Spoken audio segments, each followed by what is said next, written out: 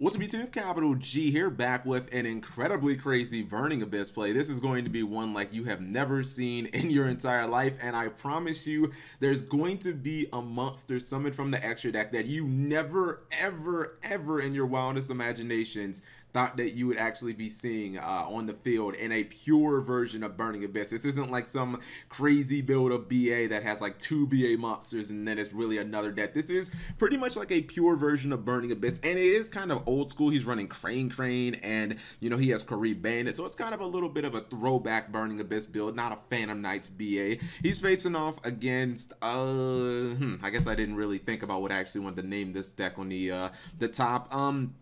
I mean, I guess, I don't know what the hell, like Gradle Hands or something like that. I think that it's at least a competent deck because I still think the hands are pretty good cards, and, you know, Gradle Alligator is decent. I think it has a little bit of synergy with the Crane because it is level 3. He can summon it back. He can make a 1-card rank 3 XC, as obviously Burning Abyss can do. And then he has a Solemn Strike, and Solemn Strike makes it makes pretty much any opening board legitimate. So let's go ahead and roll this. He's probably going to open with Torgad. That would just be the standard play if you're playing Burning Abyss, and he's going to go for Graph.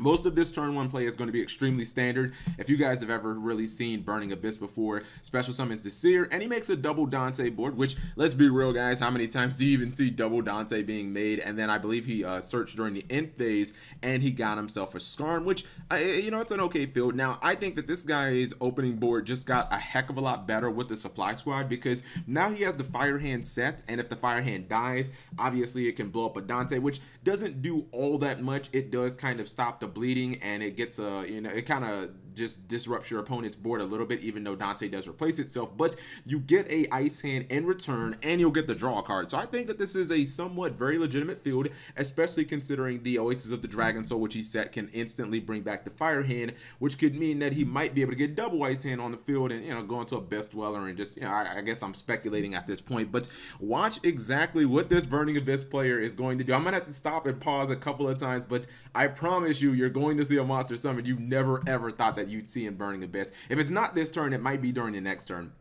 Actually, now that I'm thinking about it, I think he's not going to really do that much this turn. He tries to go for Farfa off of the mill. That is met with Solemn. I would have done the same thing because if he let the Farfa banish his Fire Hand, he could have possibly died that turn. He has a 5,000 on the field, and he doesn't know if he could summon like another BA. So he gets Karee Bandit, and then he goes, he gets the beginning of the end, and this is where he's going to get that draw power that he needs to maximize this really big play. So at this point, you can see he has a really big hand, and he has a whole lot of options, and this is where the pop-off is going to happen. I believe he's going to go into 3 Dantes, which, I mean, you guys haven't seen that in a long time. So he goes for Dante, he's going to rank it up to Beatrice, and this is where the fun is going to happen. He's going to activate Argent Chaos, and then he's going to go into, this is number C6 Chronomaly Chaos Atlantis, which is a monster that I haven't really seen in Burning Abyss, but we're going further than that. We're going Super Saiyan 3, goes Dyson Spear off the rank up Astral Force, goes Chaos Dyson Spear,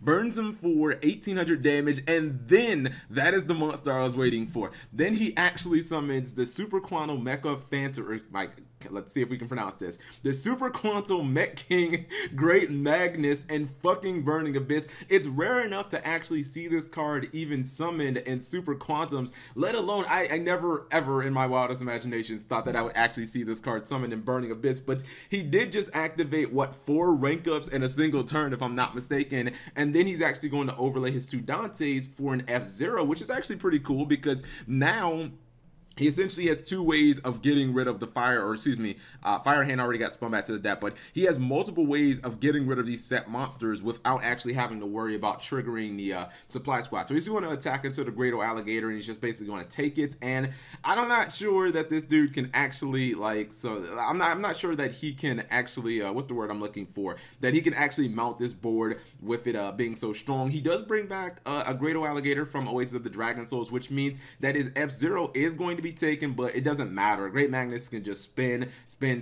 and when he does spin the F-Zero, he actually triggers both of his Dantes, which is really good because he just gets more cards in his hand. I don't even think his hand is honestly that important at this point. I think the Great Magnus is just like, it's so unkillable, and it's Madoche, what's it called, Tiramisu-like effect to just spin things back to the deck. I don't think this guy really has an answer for. He's gonna try and fight back with the Crane, but Great Magnus is just having none of that. He's gonna spin Great Slime back to the deck, or no, that was that. I think that was Great Slime. And then he goes for an Acid Golem, but it gets put in defense mode because he has to lose one turn up. And I think at this point he's just kind of giving up. He activates another Beginning of the End for style points, and yeah, he's just gonna attack for game. I think he could have actually made possibly a couple more Xyz if he would have summoned no, I don't think actually anything in his hand could have been summoned. I believe if he would have summoned any of his monsters, Great Magnus would have blown them up because they wouldn't have been Burning Abyss monsters. But it's just a really fun play, a monster that actually a lot of monsters that got summoned that I never thought I'd actually see in Burning Abyss, let alone Great Magnus. Like, I just would have thought that you would have had to be pulling, or you'd have had to been playing some crazy shit, but this is actually a pretty standard Burning Abyss build. Now, he did only, if you guys noticed, he only had 2 cards left in his deck, so he was actually very close to decking out. But just an interesting replay that I thought I would share with you guys. The deck will be in the description below for any of you guys who have a Burning Abyss nostalgia and you want to mess around with it a little bit. Anyways, thank you guys for watching as always, and subscribe if you have not already.